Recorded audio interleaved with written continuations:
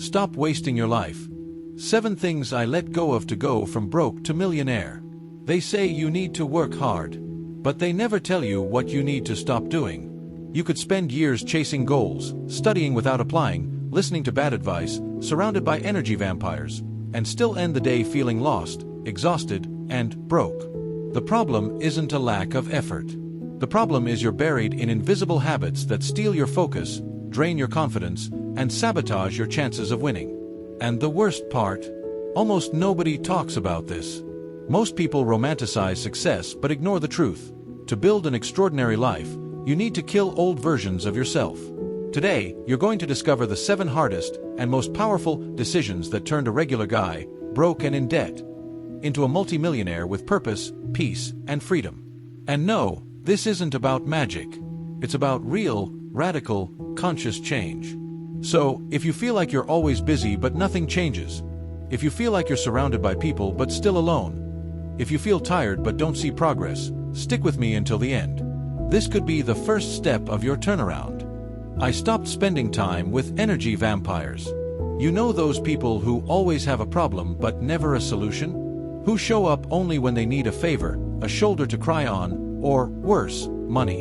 For a long time, he confused loyalty with emotional prison. He thought that just because he'd been friends with someone since grade school, he had to carry that person forever. Then it hit him. True friendship means balance, reciprocity. Since energy is limited, he realized he couldn't keep spending it on toxic people. Time is your most valuable asset, and keeping negative, envious, or draining people around literally holds you back. So he did something simple but powerful. He took inventory of his friendships.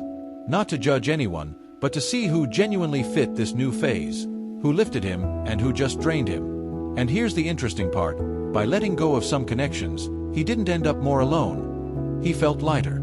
Empty space is an invitation to better connections. When you remove what drains you, you open yourself up to what nourishes you. And suddenly, real friendships show up, the ones that lift you up, push you forward, believe in you even when you don't believe in yourself. Your environment has more influence than you think. It's like trying to keep a fire alive in a place without oxygen. Goodwill alone isn't enough. You can't thrive with the wrong energy around.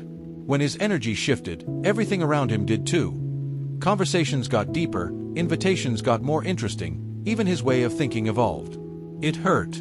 Every cut has guilt, that thought, am I being selfish? But then came self-responsibility.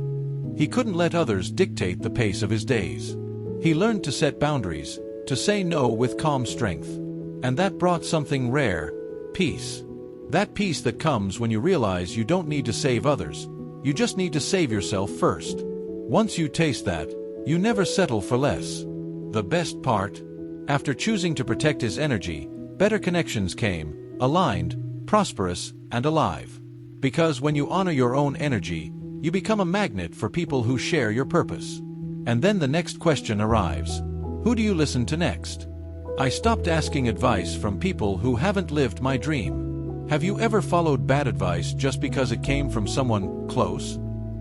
He fell into that trap too. He grew up absorbing advice from his uncle who never started a business, the neighbor who was always in debt, the colleague who talked more than acted. What happened? Frustration. Because advice is like a map. If it comes from someone who hasn't walked that path, it probably won't get you where you want. The turning point? He started seeking mentors who had built what he wanted. People with real results, not just good talk. He began modeling success, observing how they think, act, and decide. And these mentors didn't need to be famous. Sometimes it was the local bakery owner running a business for 20 years. Maybe that low-key entrepreneur with a solid company, happy team, and time freedom. He applied a simple rule. If I do what this person did, will I have the life they have? If the answer was no, he ignored the advice, no matter how well-meaning. Because good intentions don't pay the bills, results do. This brought clarity, focus, and prevented wasted detours. Oh, and this works everywhere. Don't take fitness tips from someone who doesn't train, or money advice from someone who hasn't prospered. And please, don't ask opinion on your dreams from someone who gave up on theirs. Some folks offer advice out of fear. Fear of seeing you fail, or fear of seeing you win. because your growth threatens their stagnation. So he learned to listen less and watch more, to filter smartly. For example, instead of asking a friend who's always starting a new project, he joined a mastermind with entrepreneurs who'd already scaled. The difference? Months of results instead of years of trying. The magic? When he connected with the right mentors, he started thinking like them. He stepped into a growth environment where advice is a tool, not a distraction. Feedback became gold. Listening became growth. By dropping those who hadn't lived what he wanted, he finally took the wheel. Because success isn't just following the right path. First, you must stop listening to the wrong directions. I stopped blaming others. He spent too long believing life was against him. Traffic, ungrateful boss, bad luck, crises, government. There was always something, or someone, to blame. But while he pointed fingers, he stayed stuck.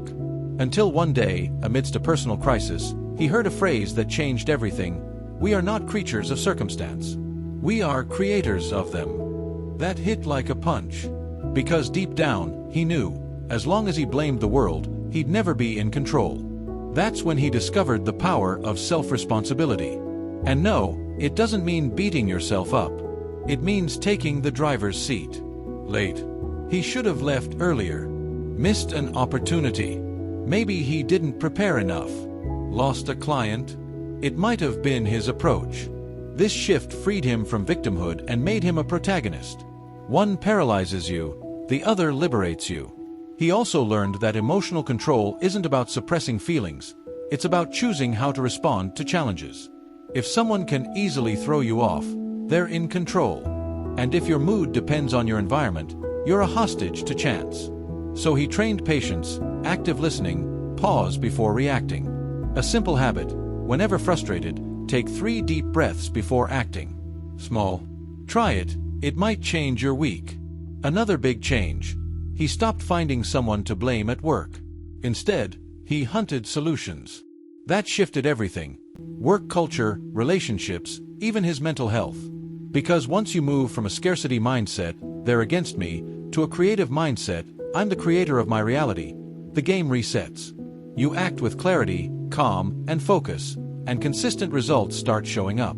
When he realized everything he disliked in life was in part his own responsibility, the next jump arrived. A jump that demanded clarity. Because it's no use wanting change if you're still saying yes to everything, even things that steer you away from what really matters. I stopped saying yes to everything. In the beginning, he said yes to every invite, idea, side project. After all, maybe the next yes would be the big break, right? But over time, he realized that saying yes all the time is like opening 50 tabs on your browser and expecting one of them to load fast.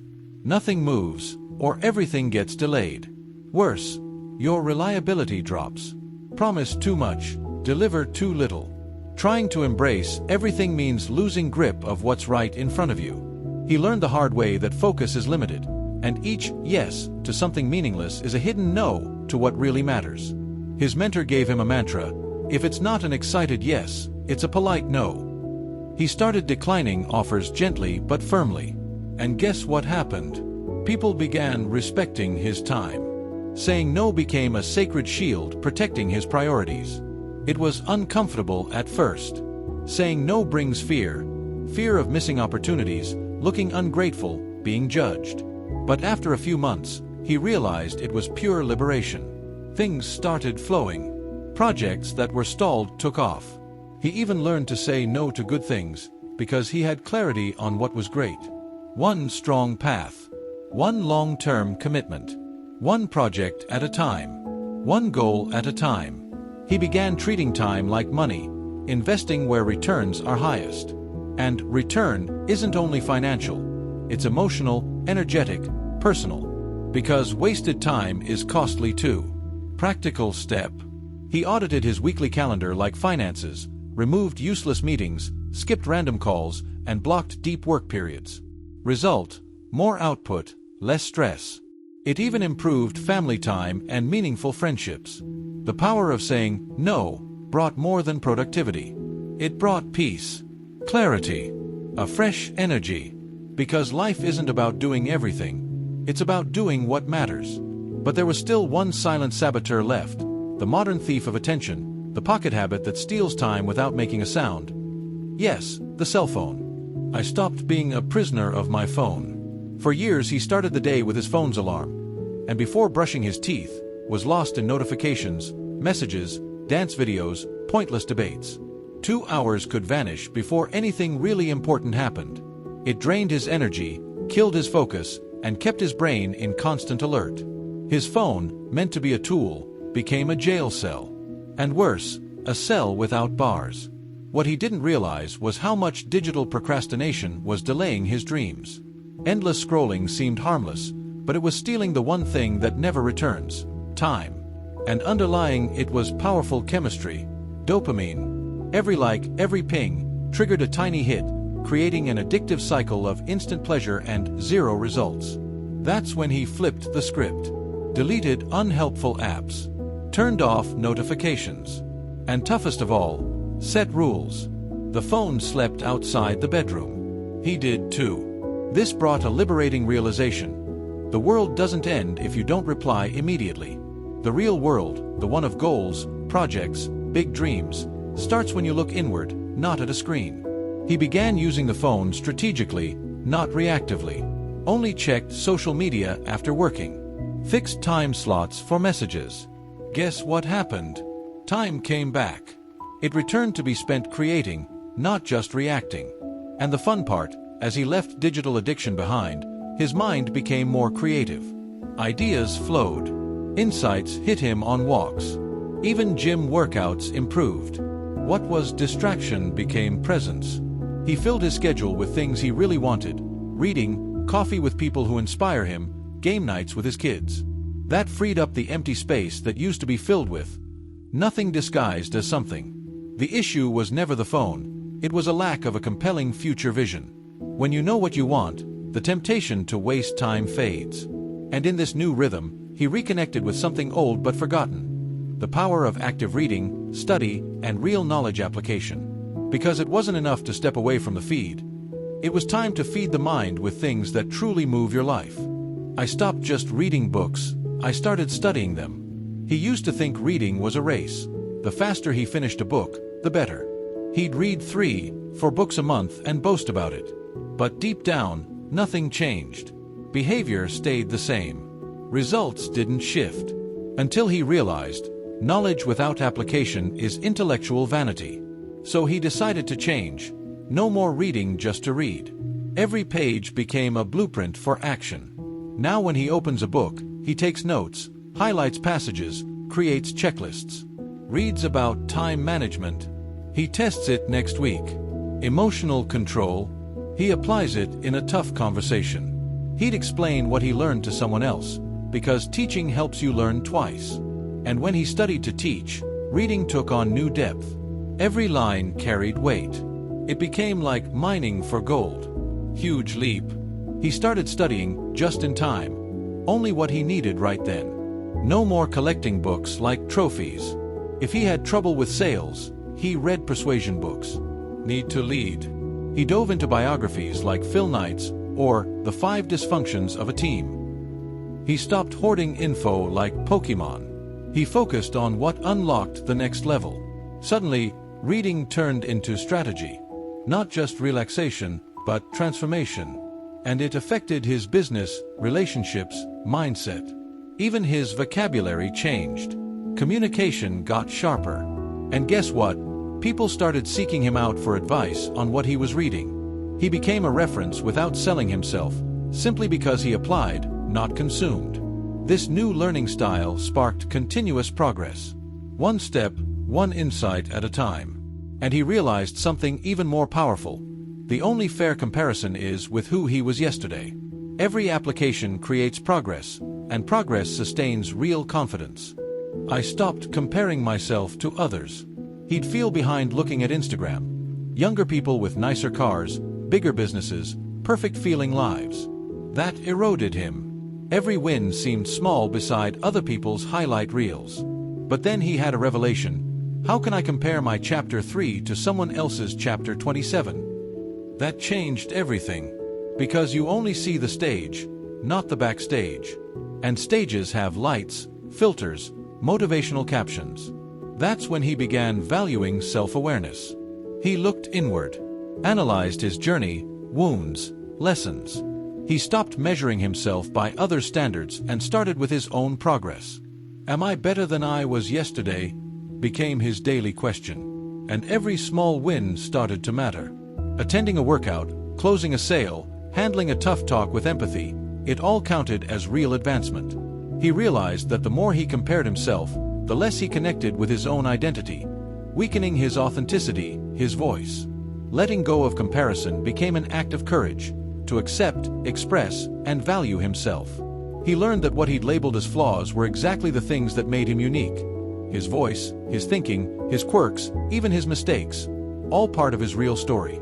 And real stories are powerful. This new perspective brought lightness. Where comparison bred anxiety, self-improvement brought motivation. He began seeing himself as a work in progress. Each book, each mistake, each choice was another brick. No rush, just process. And, ironically, the more he connected with his true self, the more others connected with him. Confidence rose. Influence grew. Respect followed. Because the world respects those who respect themselves. When that happens, everything shifts. Goals become clearer, paths more solid, steps more confident. But this transformation only comes to those bold enough to change. And courage, my friend, isn't the absence of fear. It's the choice not to be dominated by it. Now that you've seen what he had to let go of, are you ready to let go too? Knowing what to stop doing is one thing. But the real question is, will you keep sabotaging yourself, or will you start choosing yourself? Because in the end, success isn't a magic formula. It's a sequence of conscious decisions. Decisions that take courage, not perfection. So, which of these 7 things do you feel is holding you back today? Is it phone addiction, the habit of people-pleasing, or the silent routine of comparing yourself?